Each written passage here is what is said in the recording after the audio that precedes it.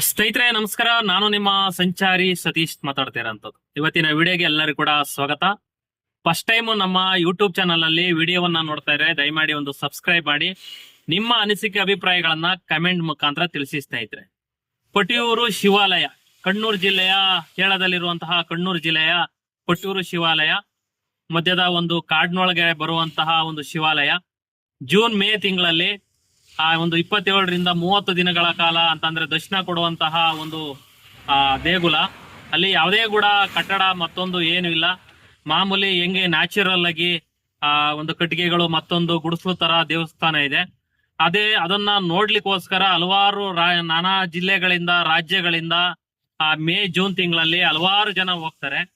ನಾನು ಒಂದೇನೆ ಹೇಳೋದು, ಹೋಗಿ ದೇವಸ್ಥಾನ ಎಲ್ಲಿದೆ ಹೋಗಿ ನೋಡೋ ತಪ್ಪಿಲ್ಲ ಅಂತ ಹೇಳಲ್ಲ, ಅವ್ರವ್ರ ಅಭಿಪ್ರಾಯ ಅವ್ರಿಗೆ ಬಿಟ್ಟಿದ್ದು.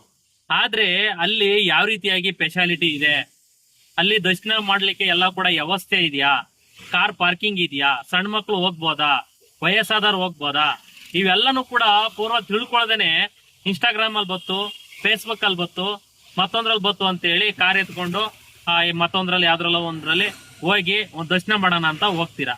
ಅಲ್ಲಿ ಗಂಟೆಗಟ್ಲೆ ಕ್ಯೂಗಳನ್ನ ನಿಂತ್ಕೊಂಡು ಸರಿಯಾಗಿ ಸ್ಪೆಷಾಲಿಟಿ ಇಲ್ದಾನೆ ನೂಕು ನುಗ್ಗಲಾಗಿ ಕಳ್ಳಾಡಿಸ್ಕೊಂಡು ತಲೆಗಡೆ ಬಿದ್ದು ಯಾವ್ದೋ ದೇವ್ರು ಬೇಡ ದರ್ಶನನೂ ಬೇಡ ಮನೆಗೆ ಹೋಗ್ಬಿಡೋಣ ಅಂತೇಳಿ ಈ ರೀತಿಯಾಗಿ ಇನ್ಸ್ಟಾಗ್ರಾಮ್ ಅಲ್ಲಿ ಮತ್ತೊಂದ್ರಲ್ಲಿ ವಿಡಿಯೋಗಳನ್ನ ನೋಡ್ತಾ ಇದೀವಿ.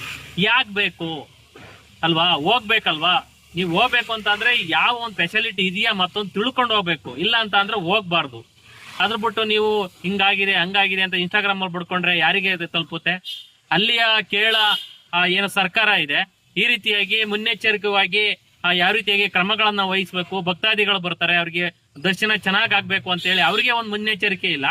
ಆ ರೀತಿಯಾಗಿ ಬೇಕಾಬಿಟ್ಟಿಯಾಗಿ ಮಾಡಿದಾಗ ಜನಗಳು ಹೆಂಗ್ ಹೋಗ್ತಾರೆ. ಈ ವರ್ಷ ಇದೇನೆ. ಈಗ ನಮ್ಮ ಆಶ್ರಾಂಬೆ ದೇವರು ಓಪನ್ ಆಗ್ತದೆ, ಯಾವ ರೀತಿಯಾಗಿ ಭಕ್ತಾದಿಗಳಿಗೆ ಸ್ಪೆಷಾಲಿಟಿ ಮಾಡ್ತಾರೆ, ಪಾರ್ಕಿಂಗ್ ವ್ಯವಸ್ಥೆ ಆಗಿರ್ಬೋದು, ಅವ್ರು ಕುಡಿಯಕ್ ನೀರಾಗಿರ್ಬೋದು, ಮತ್ತೊಂದಾಗಿರ್ಬೋದು, ಎಲ್ಲವನ್ನು ಕೊಟ್ಟು ದೇವರು ದರ್ಶನ ಮಾಡ್ಲಿ ಅಂತ ಹೇಳಿ ಒಳ್ಳೆ ಸ್ಪೆಷಾಲಿಟಿ ಮಾಡ್ಕೊಡ್ತಾರೆ. ಆದ್ರೆ ಕೇರಳದಲ್ಲಿ ಈ ರೀತಿಯಾಗಿ ಒಂದು 27ರಿಂದ 30 ದಿನಗಳ ಕಾಲ ಏನು ದೇವರು ದರ್ಶನ ಕೊಡ್ತಾನೆ, ಅದರಲ್ಲಿ ಪೂರ್ವೋಪಾಯಗಳನ್ನ ಯಾವ ರೀತಿಯಾಗಿ ಮುನ್ನೆಚ್ಚರಿಕೆ ತಗೋಬೇಕು ಅಂತ ಹೇಳಿ ಅಲ್ಲಿಯ ಗೌರ್ಮೆಂಟ್ಗಳಿಗೆ ಇಲ್ಲ. ನಾನು ಹೇಳೋದಂಥದ್ದು ಜನಗಳಿಗೆ ಅಷ್ಟೇನೆ, ದೇವಸ್ಥಾನಗಳು ಎಲ್ಲಾ ಕಡೆ ಇದೆ. ಭಗವಂತ ನೀನಂತ ಎಲ್ ಕೈ ಮುಗಿದ್ರು ಕೂಡ ನಮ್ಮ ಕರ್ನಾಟಕದಲ್ಲಿ ಧರ್ಮಸ್ಥಳ ಇಲ್ವಾ, ಹಲವಾರು ಜನಗಳಿಗೆ ಯಾವ ರೀತಿಯಾಗಿ ಸ್ಪೆಷಾಲಿಟಿ ಮಾಡಿದಾರೆ, ಅಲ್ಲಿ ಮಾಡಿಲ್ಲ. ಹಾಗಾಗಿ ನಾವು ಹೋಗ್ಬೇಡಿ ಅಂತ ಎಲ್ಲೂ ಹೇಳಲ್ಲ, ಅಲ್ಲಿಯ ತಿಳ್ಕೊಂಡು ವ್ಯವಸ್ಥೆ ಕರೆಕ್ಟ್ ಆಗಿದೆಯಾ ಅಂತ ಹೋಗಿ ದರ್ಶನ ಮಾಡ್ತಕ್ಕಂಥ ಕೆಲಸವನ್ನ ಮಾಡಿ ಸ್ನೇಹಿತರೆ. ಸುಮ್ಮನೆ ಹೋಗಿ ಸಿಗಾಕೊಳ್ಳೋದು, ಈ ಮಳೆ ಟೈಮ್ ಬೇರೆ, ಹೋಗಿ ಮಕ್ಕಳುಗಳನ್ನು ಕರ್ಕೊಂಡು ಹೋಗಿರ್ತೀರ, ಸಣ್ಣ ಮಕ್ಕಳು. ಆ ಜನದೊಳಗಡೆ ನಾವು ನೋಡ್ದು ವಿಡಿಯೋಗಳಲ್ಲೆಲ್ಲ ಸುಮಾರು ಸಿಕ್ಕಾಬಟ್ಟೆ ಜನಗಳು, ಅದು ನೀರೊಳಗಡೆ ಸರಿಯಾಗಿ ಒಂದು ರಸ್ತೆನೂ ಇಲ್ಲ, ಅಲ್ಲಿ ನೂಕು ನುಗ್ಗಾಡ್ಕೊಂಡು ಮಾಡ್ಕೊಂಡು ಏನಾರು ಕೈಯೋ ಕಾಲೋ ಮತ್ತೊಂದು ಪ್ಯಾಚರ್ ಆಗಿ ಮತ್ತೆ ಯಾಕೆ ನೆರಳ್ತೀರಾ ನೋಡಿ. ದೇವರನ್ನ ದರ್ಶನ ಮಾಡ್ಬೇಕನ್ನ ಅಂತ ಅಂದ್ರೆ ನಾವು ಅಲ್ಲಿಗೆ ಹೋಗಕ್ ಆಗದ್ರು ಕೂಡ ಮನಸ್ಫೂರ್ತಿಯಾಗಿ ಶಿವ ನಾನು ಇಲ್ಲೇ ಇದ್ದಾಗ ಕೈ ಮುಗಿತಾ ಇದೀನಪ್ಪ, ಒಳ್ಳೇದ್ ಮಾಡಪ್ಪ ಅಂತ ಅಂದ್ರು ಕೂಡ ದೇವರು ಯಾವುದೇ ಒಂದು ರೂಪದಲ್ಲಿ ಒಳ್ಳೇದ್ ಮಾಡೇ ಮಾಡ್ತಾನೆ. ನಾವು ಹೋಗಿ ದೇವಸ್ಥಾನಕ್ಕೆ ಹೋಗಿ ಕೈ ಮುಗಿತಾನೆ ಒಳ್ಳೇದ್ ಮಾಡ್ತಾನೆ ಅನ್ನೋದನ್ನ ಅವ್ರವ್ರ ಕಲ್ಪನೆ ಬಿಡಿ. ಅದು ಏನೇ ರಿಸ್ಕ್ ಆದ್ರೂ ಕೂಡ ಕೆಲವ್ರು ಹೋಗ್ತಾರೆ. ಅದು ನನ್ನ ಅಭಿಪ್ರಾಯ. ಈ ರೀತಿಯಾಗಿ ಹೋಗಿ ಯಾಕೆ ನೀವು ಸಿಗಾಕೊಬೇಕು, ಯಾಕೆ ಇನ್ಸ್ಟಾಗ್ರಾಮ್ ಅಲ್ಲಿ ಫೇಸ್ಬುಕ್ ಅಲ್ಲಿ ಬಂದು ಮಾತಾಡ್ಬೇಕು. ಹೋಗಿರೋರು ನೀವೇ, ಮಾತಾಡೋರು ನೀವೇ. ಸಿಗಾಕೊಂಡ್ಬಿಟ್ಟಿದೀವಿ, ಈ ಕೇರಳ ಸರ್ಕಾರ ಯಾವುದೇ ರೀತಿಯಾಗಿ ಒಂದು ಸ್ಪೆಷಾಲಿಟಿ ಮಾಡಿಲ್ಲ, ಹಂಗೆ ಹಿಂಗೆ ಅಂತ ಮಾತಾಡ್ತಾ ಇದ್ರ. ಹೋಗಿ ಟ್ಯಾಗ್ ಮಾಡಿ ಕೇರಳ ಸರ್ಕಾರಕ್ಕೆ, ಮತ್ತೊಂದು ಅವರಿಗೆ ಈ ರೀತಿಯಾಗಿ ಸುಸಜ್ಜಿತ ವ್ಯವಸ್ಥೆ ಇಲ್ವಲ್ಲ ಅಂತ.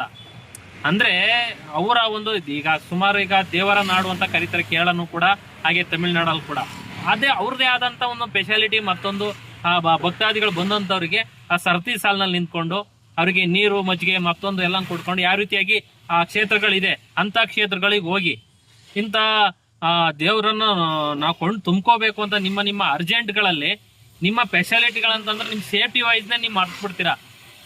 ಸುಮಾರು ಜನ ಯಾರೋ ಇನ್ಸ್ಟಾಗ್ರಾಮ್ ಅಲ್ಲಿ ಹೋಗಿ ಮಕ್ಳುಗಳೆಲ್ಲ ಕರ್ಕೊಂಡು ಹೋಗಿದ್ದಾರೆ.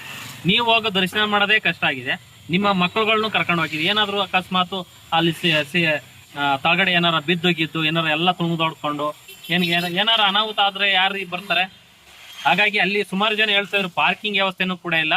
ಅಲ್ಲಿ ಆ ದೇವಸ್ಥಾನ ಇರೋದು 15 ಅಂತಂದ್ರೆ ಆ ಕಣ್ಣೂರು ಜಿಲ್ಲೆಯಿಂದ 60 ಕಿಲೋಮೀಟರ್ ಅಂತಂದ್ರೆ ಕಾಡ್ ಮುದಿದೊಳ ಒಳಗಡೆ ಇದೆ. ಒಂದು 10 ಕಿಲೋಮೀಟರ್ ಹಿಂದೆಗಡೆನೆ ಪೇ ಪಾರ್ಕಿಂಗ್ ಮಾಡಿದ್ದಾರೆ. ಪಾರ್ಕಿಂಗ್ ಮಾಡಕ್ಕೂ ಅಂತಂದ್ರೆ 150 ರೂಪಾಯಿ ಇಸ್ಕೋತಾರೆ ಕಾರಿಗೆ. ಒಂದು ಸ್ಥಳ ಚೆನ್ನಾಗಿರೋದು ಇಲ್ಲ, 150 ರೂಪಾಯಿ ಇಸ್ಕೋತಾರೆ. ಅಲ್ಲೆಲ್ಲೋ ನಿಲ್ಲಿಸ್ಬೇಕು, ಅಲ್ಲಿಂದ ಎಲ್ಲೋ ನಡ್ಕೊಂಡು ಹೋಗ್ಬೇಕು. ಈ ರೀತಿಯಾಗಿ ಕಷ್ಟ ಇದೆ. ಇಲ್ಲಿ ಯಾರಿಗೂ ಕೂಡ ಕಾರ್ ತಗೊಂಡ್ ಬರಕ್ ಹೋಗ್ಬೇಡಿ ಅಂತೇಳಿ ಯಾರೋ ಒಬ್ರು ಲೇಡಿ ವಿಡಿಯೋ ಮಾಡೋದನ್ನು ಕೂಡ ನೋಡಿದೆ.